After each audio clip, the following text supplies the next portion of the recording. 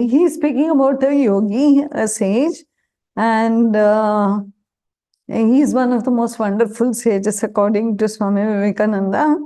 A very peculiar man who will not give answers, but through conversations will throw up the answers in a beautiful way. He said the secret of work is that making the means and the end be joined into one. Means, basically, do not think of anything beyond what the work you're doing. Now, this is not easy for us because he said, when you're doing any work, do not think of anything beyond, like, think of the fruits basically. Do it as worship, as the highest worship, and devote your whole life to it for the time being. Means, right now, if this is being read and this is being written or this is being understood, your whole life should be right here, right now, which is not the case for us.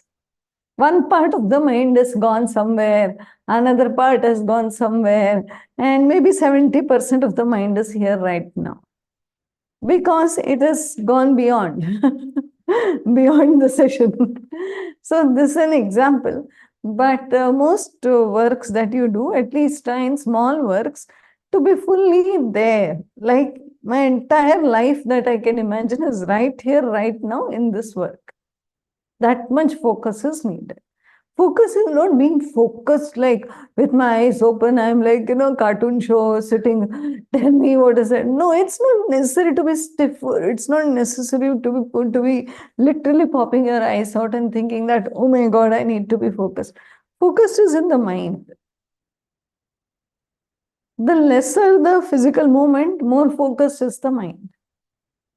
Somewhere I read that you should be like a murat, like a murti, literally like a statue.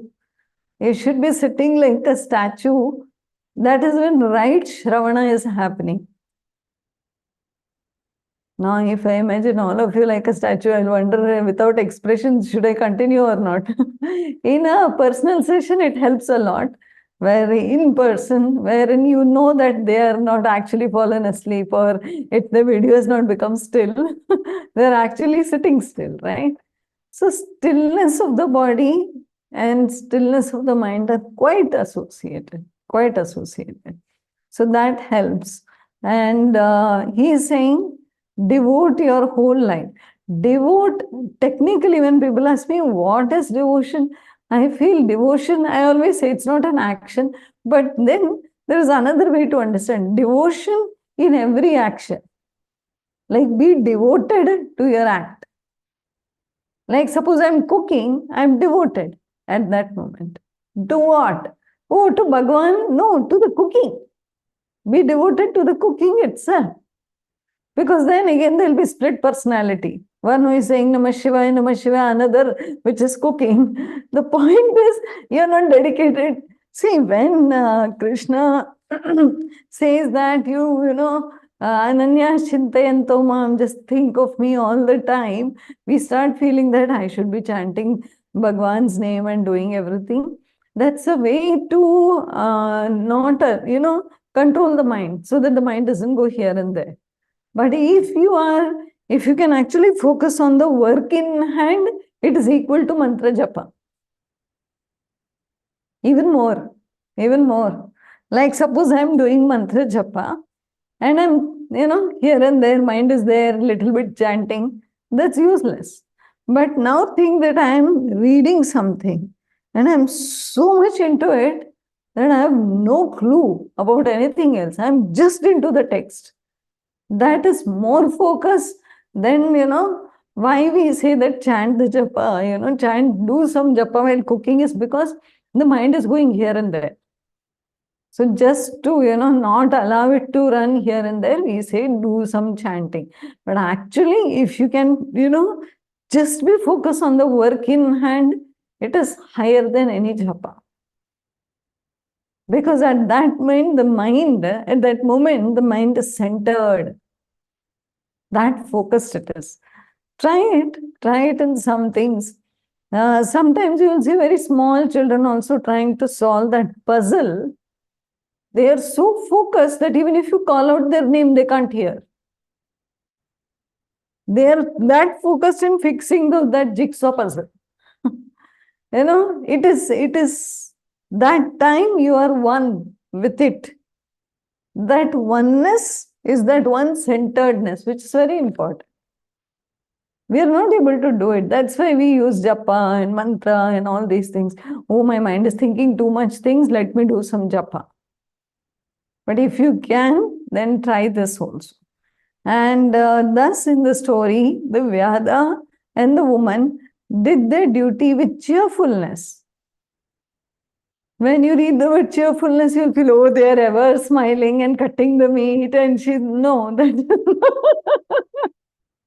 they're not holding the pom-poms and cheerleaders. No, nothing of that.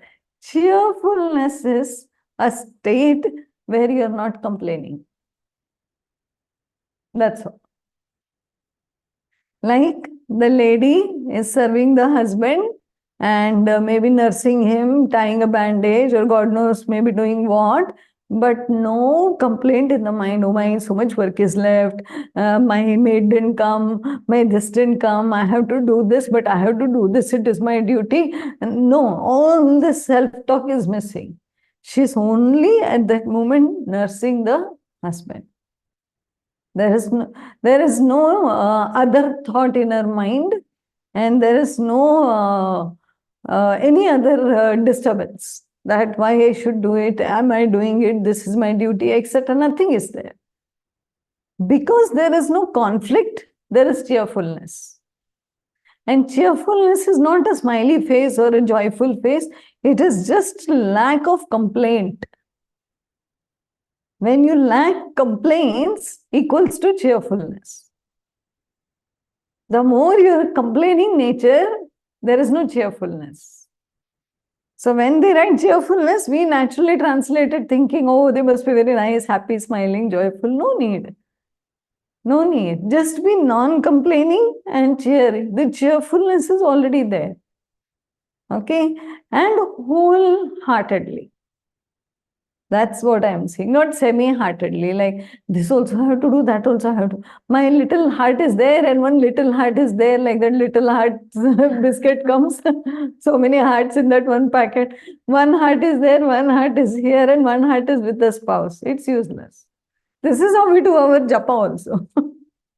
One heart with Krishna, one heart with child, one heart with spouse, one heart with God knows who. And then we are saying we are doing intense japa. Because one piece of the heart is in the japa. No.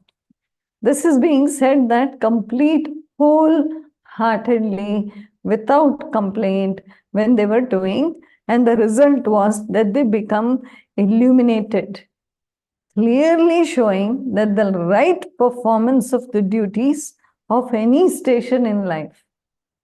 Okay. That means whether you are in Grahastha, Vanaprastha, doesn't matter, any ashrama, without attachment to results. See, point number one, point number two. You have to make that. The result was that they become illuminated. How they become illuminated? By doing their own work.